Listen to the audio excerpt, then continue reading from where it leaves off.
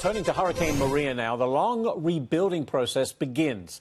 Listen to what former Dirty Jobs host Mike Rowe had to say about filling the jobs needed to get that work done. Roll tape. My guess is when the waters recede and the real work begins 5-6 months from now, this shortage that we've talked about in the past is going to become acute in ways that we just can't imagine. Quite a prognosis there, and he's absolutely right. Let's join Todd Hitt now from Kiddar Capital. He's the CEO. He's with us in studio. He's the construction guy. He can talk about this. We're going to need a lot of workers, Todd, to rebuild not only Puerto Rico, but still in Houston and in Florida. And from what I understand, there's a chronic shortage of labor in the construction industry. Is that right, and why? There really isn't. It's an acute problem, and it is something that, right now, the largest construction companies in this country are turning away hundreds of millions of dollars worth of work per company. Because they don't have the people to... They can't fulfill. Why? There's just not there. There's a lack of mobility right now in our workforce. We talk quite often about liquidity in the marketplace for money. We have a lack of liquidity in our workforce right now. They're not mobile. They're not moving from middle America. I think you can really track it to some public policy failures.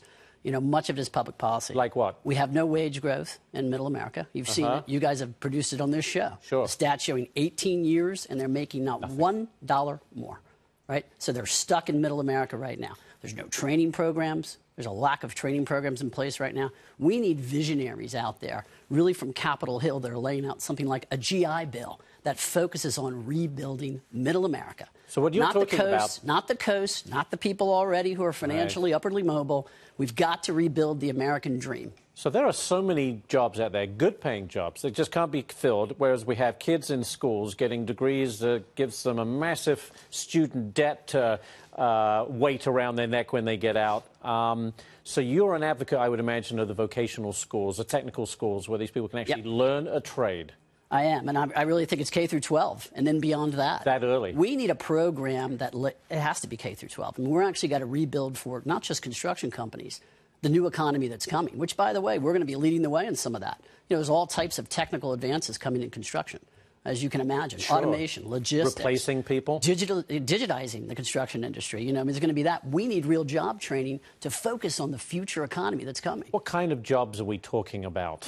We're talking about all, when it comes to construction and sort of real estate development, we're all levels.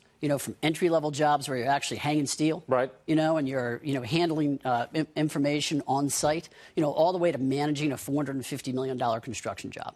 And that's a very skilled construction worker, right, who's been trained and has probably been not only in one of the top construction management schools, but also in a training program in a construction company for a year at least, just to get to these points. So if you look at somewhere at the midpoint, not at the bottom, not at the top management, what kind of salary can you earn having skills in the labor industry? Well, you're going to be, if you're at the middle range of it, you're going to be sort of 80 to 115. Good money. It's really good money. So one of the problems we have when we talk about mobility, Ashley, really, you're talking about somebody who right now is sort of stuck in middle America. They can't find a way out. They might be upside down in their mortgage. Right. They can't get to Washington, D.C. or Boston or L.A. They can't even find the housing that matches it. We have a real problem with job matching in this country. We need to find ways. If you're looking for a job right now, particularly construction, you're trying to match it yourself. Just the time it takes. No one there to help you. And then there's no one there to help you, or it's like a career builder or a monster.com. We need real job matching. Enter your data, enter your certifications, enter your salary requirements, everything that you can do, match up something. So frustrating. Technology can do this for us. Well, Technology hopefully someone is listening. Todd Hitt, thank you as always for being here. Appreciate it.